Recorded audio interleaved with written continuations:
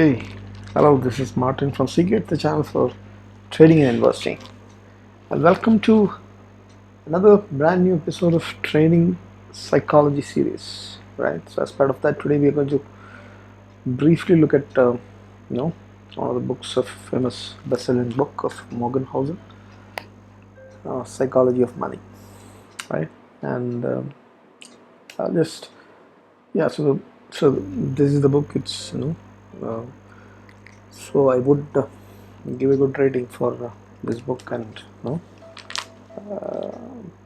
this was one of the best books in the finance world that everyone must have read long back, but for some reason I happened to read it really this week.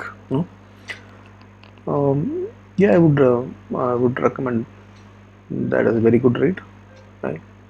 For all those who are interested in investing, and trading also, right? It's all on the same. So let's look at few key takeaways from this book, right? So I just noted down, right, few things.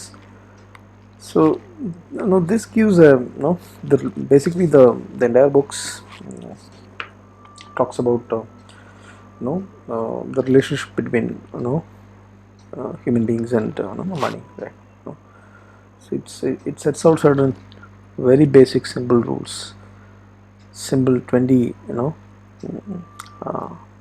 points. That is what covered, and I did not find it boring, right? I found it very easy to finish. It was written in a very nice way, and a lot of stories, and historical facts and numbers were put in to justify, why the author thinks that those points that he is trying to make is valid, right? So, a few takeaways that I thought it may be beneficial for me, same would be beneficial for many of the other in the community who has not read this till now, right?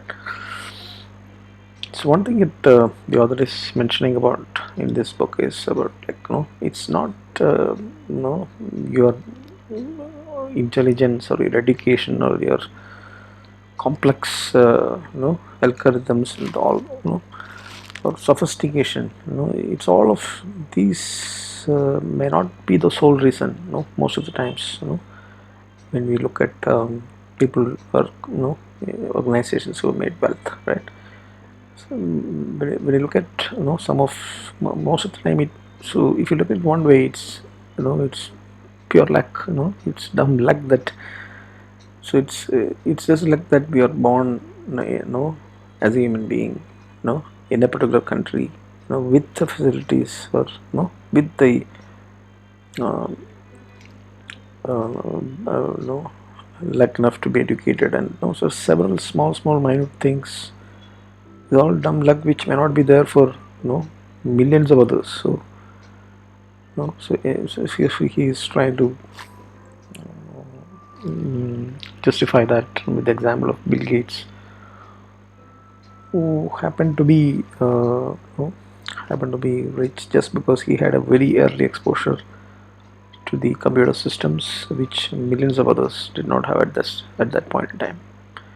And also, he also gives example of one of Bill Gates' friends who was equally smart, who was supposed to be the partner, had a tragic end in an accident. And so how luck plays a role, despite you being intelligent or educated, or so it's luck plays a lot of role in someone being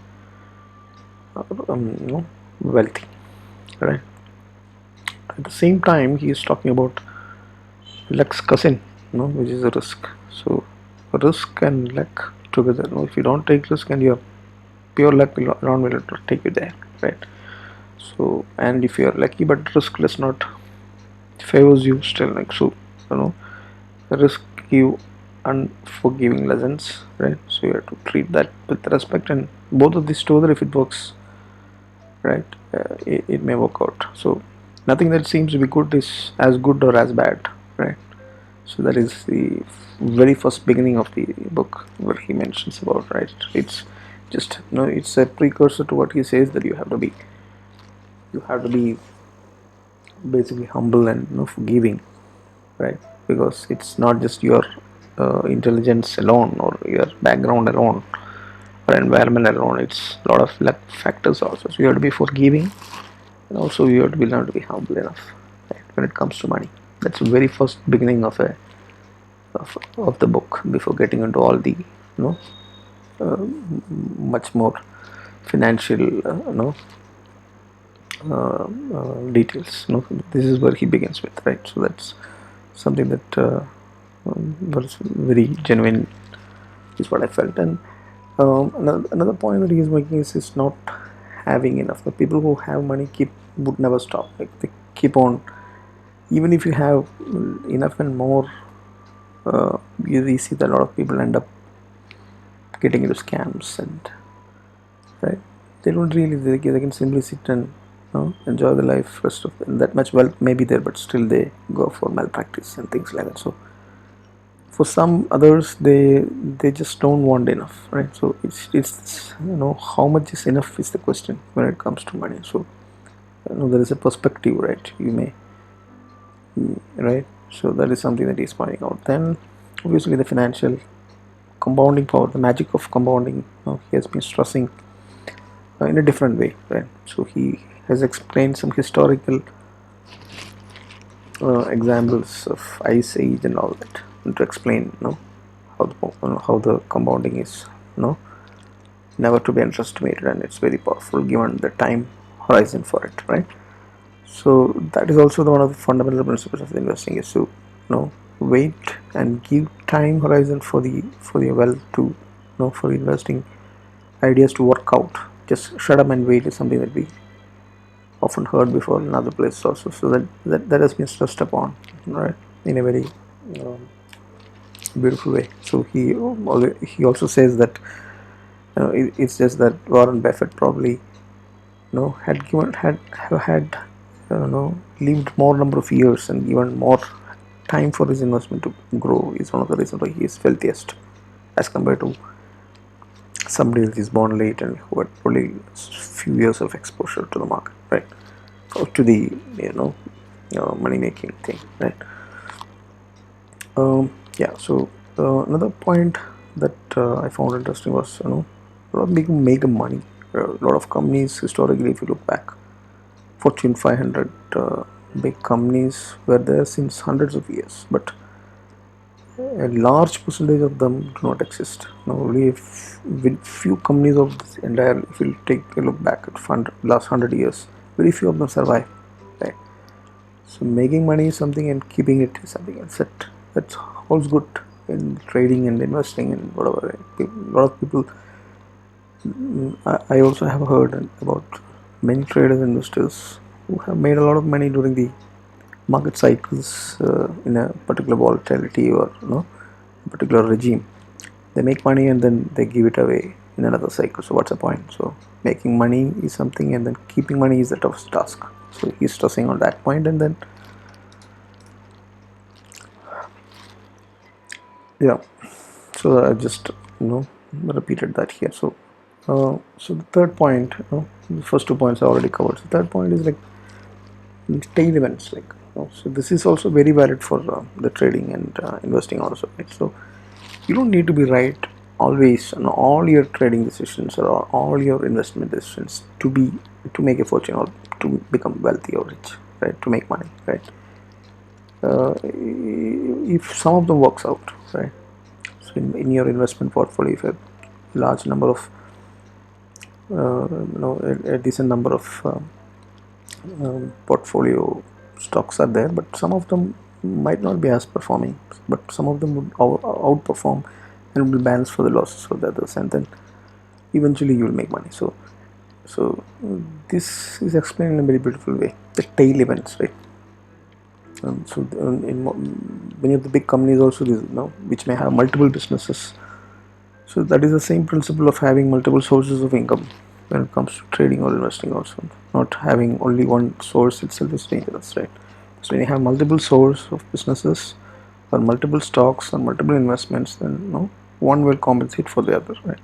Trading also, what matters is, right, how much you win when you're right, right?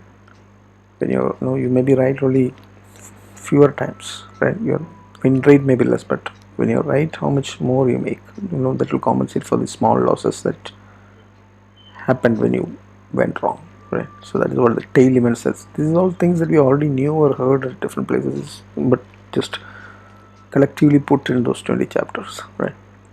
So tail events is a big thing that is stressing upon. Second is the feeling towards the money, right? What is it actually needed for? Like it's nothing but it gives the freedom. It gives you the control over your time.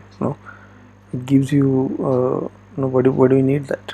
Freedom in the sense what? Right? Freedom to live the way that you want, right? Live, take the job that you want, do the work when you want, right? Or not. Independence is what money is bringing in. This is also something that we all know, but he's just defining the freedom aspect of it.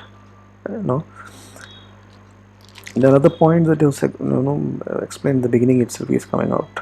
The other is saying about flashy, right? Not being flashy about money, showing off, right?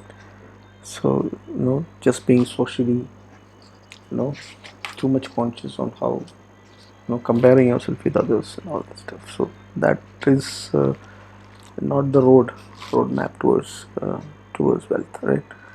So he's stressing upon that humility factor at multiple places, right? Less ego, more wealth, right? So saving the money is the gap between your ego and your income this time, right? So wealth is something that you don't see. So that is something that he has been talking, right? Now, yeah. So another point is that he is defining the what is the difference between wealth and richness, right? So when you say wealth, actually income that is not being spent, that which you sacrificed, at your own will, that which you thought you will not spend at this time for a future reason, right? So so that is what fundamental distinction between just being rich, right? So it's income that is not being spent, right? Rich is something that is current. You may be rich, right? It's current income. This is income that is not spent. This is the primary simple way of defining the two things, right? The most important thing that he has been stressing about across is about this saving habit, right? So he's saying that there is no reason why you need to save, right? You may be very rich, but then why do you need to save? What he is saying, what the other is saying is that you save for no reason, because life is full of surprises, right? So the only hedge against that is save. Save even if you are wealthy. Save even if you are rich, right? Save is a hedge against all the kinds of twists and sudden surprises that you can never ever in life is full. So he is giving beautiful examples of how the life, historically, what all surprises like events and political changes, wars, economic down, health, all these issues can come in as surprises, and then saving is only one, that he's regarding this saving is as equal as compounding, right? So that is beautifully put, interesting to read. Then he's stressing about the risk, in one of the chapters, right? We always backtest, the trading strategies, and then we assume that the history will repeat. History will not always repeat, and there will always be black swan events and events that you never, estimated for, events that you never backtested for, right? So such risk can teach you a lot of lessons, and then if you're not planning for such surprises, then your risk of ruin is always there, right? So planning for what to do when the plan goes wrong is what he is talking about. And he also concludes by saying that each has his own, right? Every person has their own desires and goals, and some things may work for somebody, so the thing is you have to find what works for you, instead of looking at another person's desires, goals, and making a plan according to that. The plan should be what is your desire, what is your goal, and what works for you. So he's stressing upon the need for taking risk also. Right? So risk is something that should not be underestimated, because history not, but at the same time should not avoid risk. We should like risk because there are rewards. To take risk there is a reward, right? So it will pay off over the period of time. We give enough time for that, right? So that is something. So he's mentioned talking about there should be always a room of error, right? That has to be always there, right? So if with a room of error, if the risk is taken, it can reward you. He also mentions about the cost of success. So everything has a price. When you take a risk, you're paying a price, right? So what is the cost of the success? That's very clear, right? What are you willing to give? Nothing is free in this world. What are you willing? What price are you giving to willing to give for the stock? What risk is affordable for you to take? So that's a price that you pay, right? So that is very clearly explained. So overall, all of these points has been very beautifully put, very simplistically put, basically, right? So one is the compounding, very effectively put, and the saving, the need for saving, the wealth and the rich, the difference, the need for being humble, and not being flashy about money, right? And then the historic repetition of disasters, crashes that has happened, how risk can give you surprise, and not to underestimate that. And then so and then you have to play your own game, like not somebody else's game, and have your own goals and desires, and then look at what independence or what kind of freedom, what exactly is meant for you, is what you have to do in investing and trading. So these are some of the very nice points that is there. I hope you this may motivate you to pick up the book and read that, right? Hope it helps, and happy reading, happy learning, happy trading.